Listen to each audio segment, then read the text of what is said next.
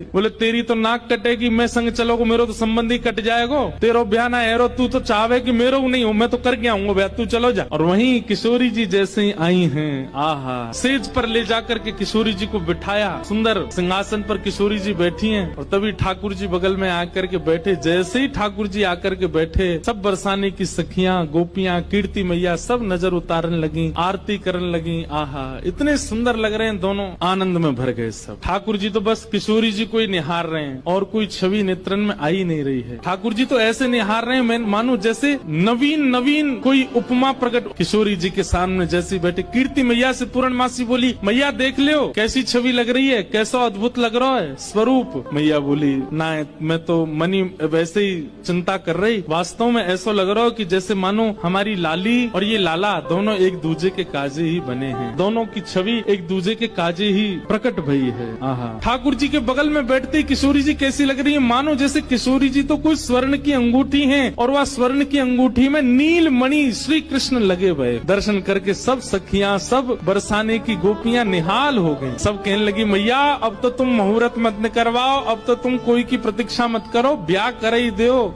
आज लाला सही हाथ पड़ गयो आगे। कीर्ति मैया मनी मन विचार कर रही, बोले विवाह तो मन में तो है ही चुको है, मन में तो सबके भामर पड़ गई है ठाकुर जी की और किशोरी जी की।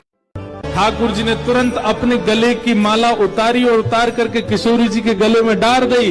सब सखियां खड़ी देखती रही, ठाकुर जी वरमाला कर गए किशोरी जी को। ठाकुर जी देखे सवेरे ते है गई हमें आए भय, कभी हमारे रूप की परीक्षा, कभी हमारे गुण की परीक्षा, कभी हमारे नाम की परीक्षा, तो परीक्षा ही करते रहेंगे, हमारा ब्याह तो कराएंगे नहीं। ठाकुर जी ने अपने गले की माला उतार के चुप किशोरी जी के गले में डाली और वहां से तुरंत भाज गए नंदगाम। बोलो नंद के लाला की।